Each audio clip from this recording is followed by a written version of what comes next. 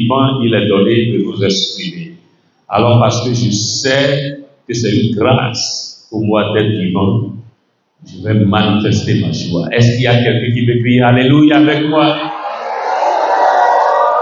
Alléluia. Amen.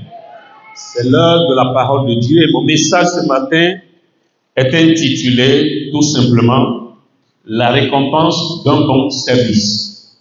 Alléluia. La récompense d'un bon service.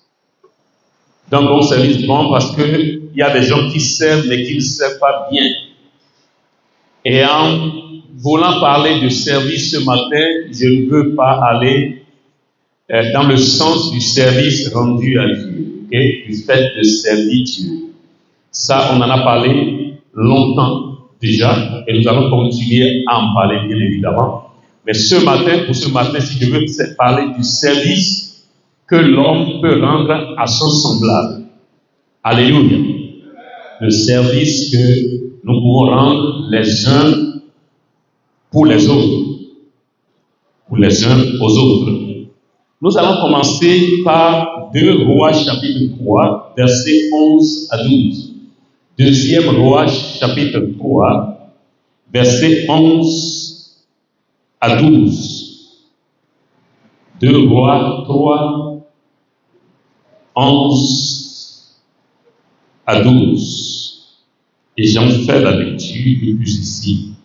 Mais Josaphat dit, n'y a-t-il ici aucun prophète de l'Éternel par qui nous puissions consulter l'Éternel?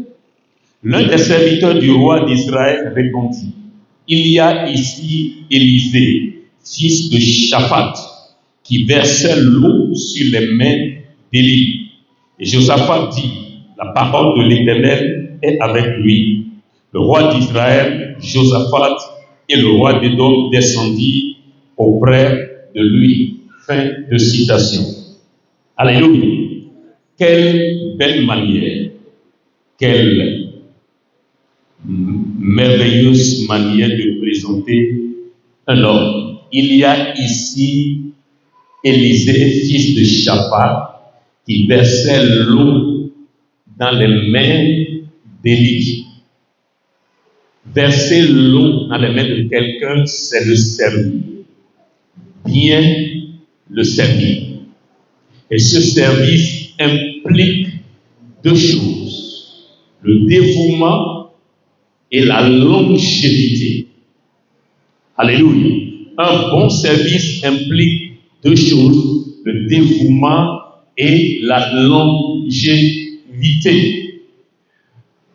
Au fait, les théologiens nous apprennent que ce service que Élisée a rendu à Élie, il l'a servi pendant entre 12 et 20 ans. Alléluia. Entre 12 et 20 ans, le service d'Élisée à l'endroit d'Élie a duré. Entre 12 et 20 ans. Dévotion, servir quelqu'un avec dévotion et pendant longtemps. Alléluia. Amen. Il y a un service qui ne laisse ni Dieu ni les hommes indifférents. Il y a une manière de servir qui ne laisse indifférent ni Dieu ni les hommes. Autrement dit, il y a une manière de servir qui n'est pas du tout vaine. C'est-à-dire, tu sais de cette manière-là et tu ne peux jamais servir en vain. Si tous les hommes connaissaient les bénéfices du service, nous allons voir l'opportunité à travers le service et non un fardeau. Si tu comprenais ce que tu as à gagner en servant quelqu'un, tu t'empresserais de le faire plutôt que d'y voir un problème. Alléluia.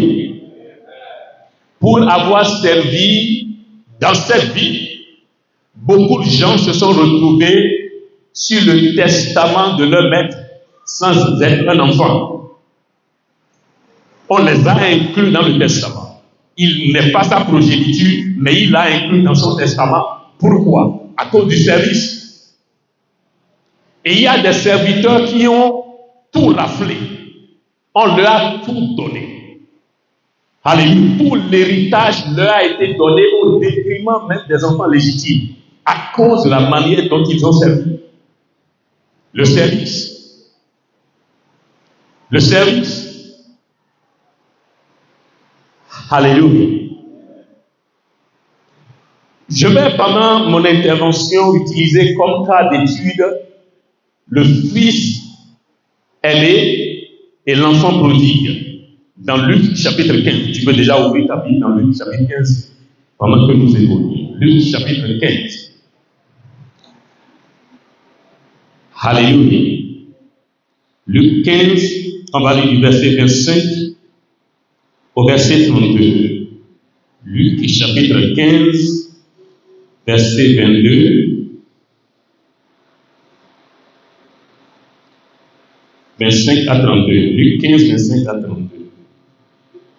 Luc chapitre 15, verset 25 à 32. Or, le fils aîné était dans les champs. Lorsqu'il revint et approcha de la maison, il entendit la musique et les danses. Il appela un des serviteurs et lui demanda ce que c'était. Ce serviteur lui dit, ton frère est de retour et parce qu'il l'a retrouvé en bonne santé, ton père a tué le veau gras. Il se mit en colère et ne voulut pas entrer. Son père sortit et le pria d'entrer. Mais il répondit à son père, voici, il y a tant d'années que je te sers, sans avoir jamais transgressé tes ordres. Et jamais tu ne m'as donné un chevreau pour que je me réjouisse avec mes amis. Et quand ton fils est arrivé, celui qui a mangé ton bien avec des prostituées, c'est pour lui que tu as tué le veau gras. Mon enfant, lui dit le père, tu es toujours avec moi et tout ce que j'ai est à toi. Retenez cela. Tout ce que j'ai est à toi. Mais il fallait bien s'égayer et se réjouir parce que ton frère que voici était mort et qu'il est revenu à la vie, parce qu'il était perdu et qu'il est retrouvé. Fin de citation. Alors, là, nous allons essayer de voir 3 raisons pour lesquelles les gens n'aiment pas servir les autres. 3 raisons. Alléluia. Et ça va sûrement nous aider. La première raison pour laquelle les gens n'aiment pas servir les autres est qu'ils sont à la recherche d'une récompense immédiate. Un gain immédiat. Alléluia. Voilà la première raison pour laquelle les gens n'aiment pas servir les autres. Vous savez, le service, au départ, peut paraître injuste et ingrat.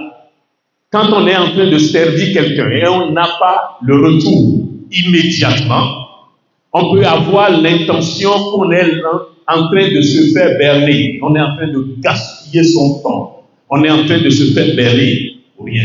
Donc le service rendu à l'homme peut paraître ingrat et injuste au début. Mais en réalité, ce n'est pas ça, ce n'est pas vrai. Alléluia. Le fils aîné a toujours servi son père. Pendant que son frère cadet est à la maison. Parce que lui, c'est un viveur. Hein? Alléluia. Pendant que lui, il est à la maison en train de jouer au jeu, jouer à l'enfant gâté du père, bébé hollandais. Alléluia. Bébé hollandais, ça vous dit quelque chose? Ça vous dit quelque chose? Hein? Alors qu'il est en train de jouer au bébé hollandais, jouer aux cartes avec les serviteurs, prendre du vin, manger tout ce qu'il voulait.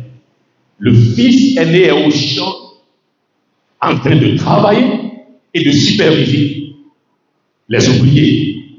Il revient le soir, puant et épuisé. Tous les jours, reste là pendant plusieurs années. Pendant que son frère cadet est à la maison en train de vivre seulement. Ça paraît injuste, ça paraît ingrat. Voilà pourquoi il s'est exprimé de la sorte. Il dit, depuis des années, moi je te sers. Tu ne m'as même pas donné un chevreau. Tu n'as même pas pris un chevreau dans ton troupeau. Dis, mon fils, prends pour tes services et va te réjouir avec tes amis. Des années de service. Cela paraît injuste. Cela paraît ingrat. Et lui, il ne fait rien. Il est à la maison du matin au soir. Il fait de ta richesse ce qu'il veut. Il est parti avec ta richesse. Après l'avoir galvaudé, gaspillé, il revient maintenant et tu oses organiser une fête en son honneur. Ça paraît ingrat, ça paraît injuste. Mais vous avez entendu la réponse du Père. Oh mon fils, toi tu es toujours avec moi et tout ce que j'ai est pour toi. C'est la première fois qu'il a entendu ça. Le service peut paraître au début ingrat et injuste. Alléluia. Donc, voyez, les gens ne servent pas parce qu'ils sont à la recherche d'un gain immédiat. Les gens sont pressés. Voilà pourquoi nous avons de la médiocrité partout aujourd'hui. Parce que les gens ne veulent même pas rester et apprendre bien leur boulot. On ne veut pas compléter, c'est-à-dire finir sa formation. L'apprentissage, on ne veut pas l'accomplir. On est pressé, on a les yeux sur le gain, sur l'argent. Dans les temps anciens, c'est les patrons qui appelaient les parents. Appelle-moi tes parents, les parents viennent. On est en train d'observer votre enfant. Nous pensons que, avec le temps qu'il a fait, la maîtrise qu'il a du boulot maintenant, il faut penser à le libérer. C'est les parents, c'est les patrons qui envoyaient chercher les parents pour leur proposer ça. Mais aujourd'hui, qu'est-ce qui se passe? C'est l'enfant qui met la pression à ses parents. Il faut aller voir mon patron, il n'a qu'à me libérer parce qu'il veut commencer par gagner de l'argent. Vite, vite. Voyez le monde dans lequel nous sommes, c'est pourquoi il y a la médiocrité partout. Et c'est pourquoi les gens ont appris un métier, mais ce métier ne les nourrit pas. Ça ne les nourrit pas. C'est ce que l'excellence a laissé tomber que la médiocrité consomme. Les miettes qui tombent de la table de l'excellence, c'est de ça que se nourrissent les médiocres aujourd'hui. Salomon a dit, tout travail procure l'abondance. Mais c'est le travail bien maîtrisé qui procure l'abondance. Beaucoup ont appris un métier qui ne les nourrit pas. Pourquoi? Parce qu'ils n'ont pas pris le temps de bien apprendre. Parce qu'on est pressé, on veut commencer par gagner l'argent. Vite, vite, vite, vite. Personne ne veut rester avec personne, attendre le temps qu'il faut pour quitter. On a les yeux sur l'argent. On veut vite arriver, on veut vite commencer par gagner de l'argent. J'ai fait cette publication que je rappelle toujours. Un travail bâclé est le résultat d'un apprentissage raté. Un travail bâclé, le résultat d'un apprentissage bâclé. Et nous voyons ça et nous vivons ça au quotidien.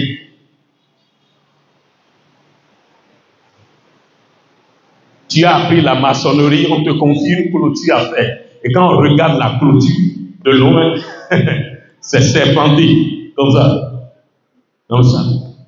Pourquoi les gens n'iront pas chercher l'expertise ailleurs? Tu as appris le même métier, mais on va chercher un blanc, on lui paye une énorme somme pour qu'il puisse le faire, parce qu'il n'y a pas d'expertise à l'intérieur. Et cela parce que les gens ne veulent pas prendre leur temps pour apprendre le métier. Pas prendre son temps pour apprendre ce métier. Personne ne veut servir personne. Il voit chaque fois son patron empocher de l'argent.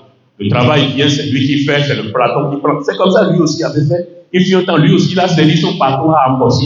Et le moment viendra, toi aussi, tu vas t'asseoir, les ouvriers vont travailler et tu vas empocher. C'est ça la vie. Depuis que le monde est mort, c'est comme ça que ça fonctionne. Moi, je travaille, je me décacasse, je travaille, et quand on paie, la partie vient, c'est lui qui empoche. C'est comme ça la vie. Les gens ne maîtrisent rien parce qu'ils ne veulent pas se donner le temps d'apprendre et de maîtriser leur boulot. J'ai toujours l'habitude de dire, il n'y a pas de sot métier, il n'y a pas de sot métier. Tout travail procure l'abondance. Si tu as un bon coiffeur, tu vas coiffer le chef de l'État. Si tu as une bonne coiffeuse, les femmes des ministres sont là, les ministres sont là, les députés sont là. Tu vas travailler pour ces personnes-là. Si tu as bien maîtrisé la couture, tu ne vas pas travailler pour n'importe qui. Proverbe 22, verset 29. As-tu vu un homme habile dans son travail? Il ne va pas travailler pour les obscurs, mais pour les rois. habile dans son travail, il ne se tiendra pas parmi n'importe qui. La Bible dit parmi les rois, les princes. Il n'y a pas de travail dont les grands n'ont pas besoin, dont les princes n'ont pas besoin, dont les rois n'ont pas besoin. Il n'y en a pas. Alléluia. La noblesse a besoin de se coiffer. La noblesse a besoin d'un chauffeur. La noblesse a besoin d'un jardinier. La noblesse a besoin d'un menuisier. Noblesse, noblesse. Les grands, ils en ont tous besoin. Mais ce n'est pas n'importe qui va se présenter devant eux. On est pressé, on veut vite gagner de l'argent. On est à la quête du gain facile. Récompense immédiate. Et on ne patiente pas. On ne s'assoit pas pour apprendre et maîtriser le boulot. Voilà pourquoi les gens ne veulent pas servir les gens aujourd'hui. Alléluia. Alléluia. On ne veut pas servir. L'un des grands hommes milliardaires américains, il était au chômage, il cogne à une porte, les gens disent pas d'opportunité par ici, il retourne chez lui. Le lendemain, il s'habille, il sort, il cogne aux portes. Et il est arrivé finalement quelque part. Et il était fatigué. Quand on lui a dit, il n'y a rien à vous proposer ici, il était fatigué. Il dit, maintenant, je ne demande pas du travail, je veux juste servir. Donnez-moi quelque chose à faire. Ne me payez pas, mais donnez-moi quelque chose à faire. Alléluia. Et le patron des lieux l'a regardé, a secoué la tête. Dit, toi, tu es une personne formidable. Je vais non seulement te donner du travail, mais je vais te payer en plus. Alléluia. Et c'est à partir de là qu'il a fondé sa propre entreprise. Ce qu'il a appris là, c'est ce qu'il a mis en place. Et il fait partie des meilleurs dans le monde entier. Service. Service. Service. Si tu comprends, tu peux comprendre ce qu'il y a dans le service là. C'est-à-dire, quand tu vois un homme, quelqu'un que tu peux servir, tu verras en cela une opportunité. Tu vas sauter là-dessus. Tu vas sauter là-dessus. Waouh, quelle opportunité, il faut la saisir. Alléluia. Amen. Donc, ouais, c'est ça, les gens préfèrent toucher à l'argent rapidement plutôt que d'attendre des années de service. Alléluia. Deuxième raison pour laquelle les gens n'aiment pas servir, c'est l'esprit d'indépendance. Alléluia. L'esprit d'indépendance. Ce n'est pas seulement le gain immédiat, la récompense immédiate, il y a aussi l'esprit d'indépendance. Maintenant, le fils cadet, dans le texte que j'ai lu pour vous, a dit, mon père, donne-moi la part de bien qui doit me revenir. Savez-vous ce que ça veut dire? Puisque tu prends du temps à mourir et que tu ne veux pas me rendre indépendant, alors partage l'héritage de ton vivant. Vous comprenez ça? J'attends que tu meurs depuis là, tu ne meurs pas, tu refuses de mourir. Ok? Maintenant, je ne peux plus attendre que tu meurs. De ton vivant là, partage l'héritage, que chacun ait sa part. Il n'a qu'à faire ce qu'il veut. L'esprit d'indépendance. Alléluia. Et vous connaissez la suite, je suppose. Il a pris sa part, il est parti, il voulait être libre. Qu'il est libre de ses actions, faire ce qu'il veut, aller là où il ne veut pas être sous l'autorité de quelqu'un.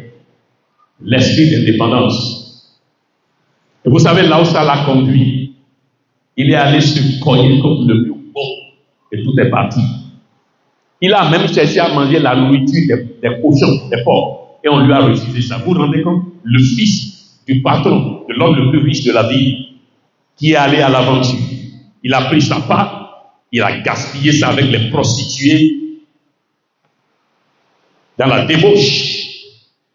Et il s'est retrouvé dans le manque, dans le besoin, au point où il a même souhaité manger ce que les cochons mangent, les porcs, et on ne lui a pas donné à manger. Voilà là où l'esprit d'indépendance peut conduire quelqu'un. Aujourd'hui, personne ne veut servir personne. Tout le monde veut être patron du jour au lendemain.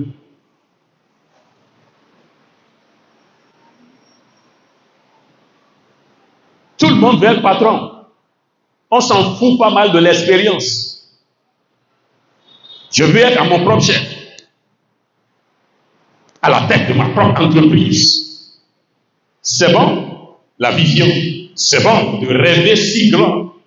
Mais c'est mieux de rechercher les expériences nécessaires. On est dans l'à peu près, partout, dans l'à peu près. Dans l'à peu près, parce qu'on n'a pas attendu pour maîtriser son boulot avant de se lancer. Dans l'à peu près. Alléluia. Amen. Service. Service, service. C'est une opportunité. Les gens descendent avec leurs expériences dans la tombe parce que les jeunes aujourd'hui ne s'intéressent pas à ça. C'est l'argent, l'argent, l'argent.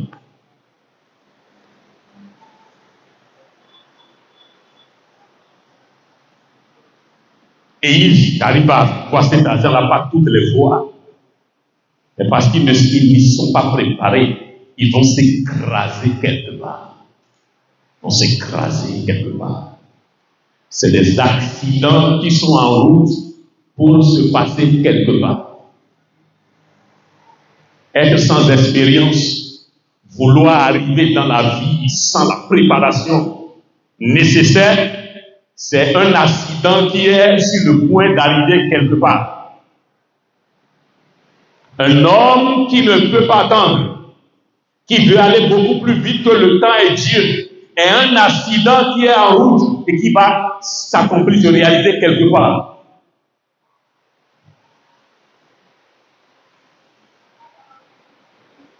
Donne-moi ma part d'héritage, je veux sortir de cette maison. Je veux déserter ce putain de lieu. Donne-moi ma part, je veux pas. Il voulait s'affranchir de l'autorité paternelle de façon prématurée. Prématurée. S'affranchir prématurément de l'autorité parentale. Donne-moi ma part d'héritage. Et il est parti, il n'a pas su gérer parce qu'il ne pouvait pas gérer, parce qu'il n'a pas été préparé pour ça. Il a tout gaspillé. Il a tout perdu. Et il est revenu en haillon. Quand le père l'a vu à son retour, il dit, Caille, mon enfant, c'est mon enfant ça. Il a dit à un certain, va me chercher mon manteau. Ça veut dire que ce que le jeune homme mettait, il était comme un fou qui revenait. Et c'est une honte pour la ville tout entière. Voilà là où l'esprit d'indépendance peut conduire l'homme. Le fils du Seigneur est revenu en rayon comme un fou. Il a tout gaspillé, il a tout perdu parce qu'il n'était pas préparé à cette aventure-là.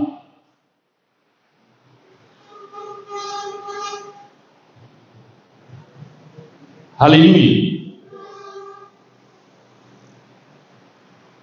Ouais, aujourd'hui, il est difficile de voir quelqu'un pour te servir, quelqu'un pour rester avec toi à la maison, pour te servir. Est-ce qu'on en trouve? Tout le monde a de vision. Personne ne veut servir personne. Parce que tout le monde a les yeux sur l'argent. Voilà le monde dans lequel nous sommes. Un monde qui court droit dans le mur. Dans les temps anciens, c'était facile. Vous allez dans certains milieux, il y a les gens ici, là. Pourquoi? Parce que tout le monde veut servir. Parce qu'on sait qu'à travers le service, on va beaucoup apprendre. Les leçons de la vie, on va beaucoup apprendre. L'expérience, beaucoup apprendre. Mais aujourd'hui, c'est difficile de trouver quelqu'un pour servir.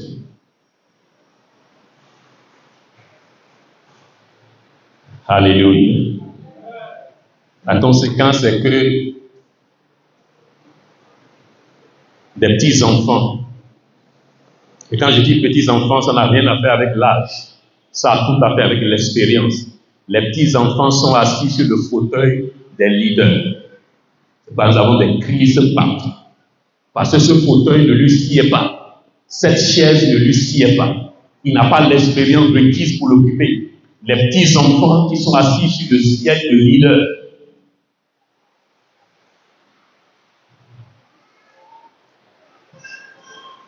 Alléluia.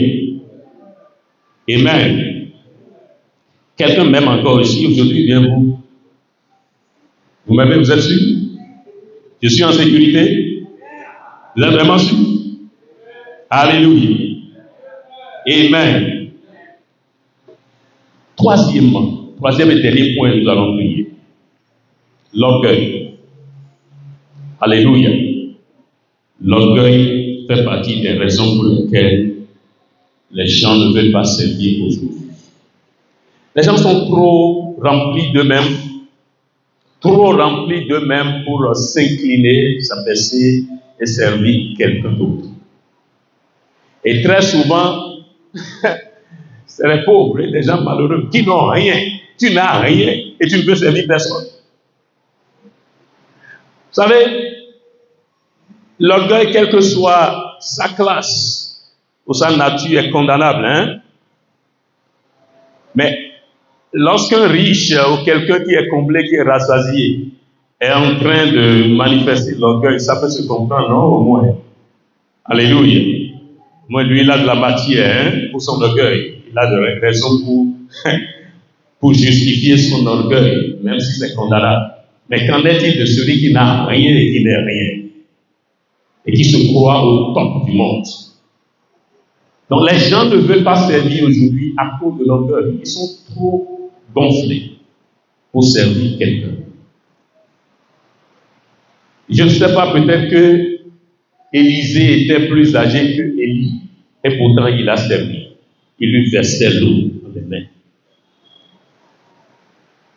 Presque tous les disciples de Jésus étaient plus âgés que lui, et pourtant il l'appelait tous Rabbi, maître. Pas étonnant qu'ils ont été si loin au point de gagner le monde entier à Dieu en même temps.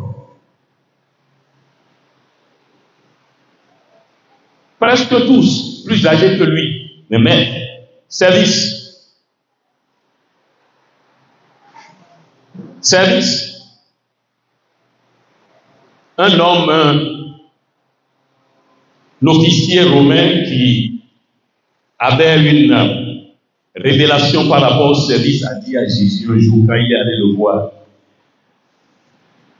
Jésus lui a dit, ton enfant est malade, je viens. Jésus lui dit, non, tu n'as pas besoin de venir chez moi. Car moi-même qui suis un soldat, un officier, j'ai des soldats sous mes ordres. Et je dis à l'un, va, et il va, à l'autre, viens, et il vient.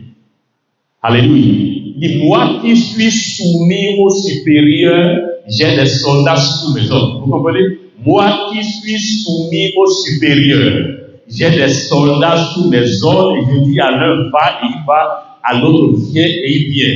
Qu'est-ce que vous comprenez par là? Moi qui suis soumis au supérieur, parce que je suis sous autorité, j'ai l'autorité. Je peux dire à l'un, va, et il ira, à l'autre, viens, et il viendra. Tu n'as jamais servi un leader, tu ne seras jamais un leader. Jamais. Ce que vous apprenez à l'école, là, c'est une chose, hein? Mais sur le terrain, c'est autre chose. Alléluia. Tu dois servir quelqu'un. Ce que tu as appris, tu es revenu avec diplôme, là. Tu dois te soumettre à quelqu'un et servir quelqu'un. Voir comment ça se passe.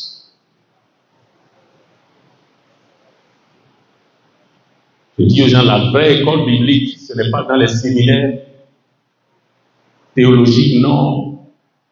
Dieu te place sous un leader, il te dit, ouvre tes oreilles, ouvre tes yeux, si tu veux devenir un leader demain. Alléluia. Service. Service. Celui qui m'a formé au ministère, j'étais avec lui un jour, comme quelqu'un a fait des milliers de kilomètres. Il a voyagé des milliers de kilomètres et il est venu. Il ne connaissait pas le leader en question.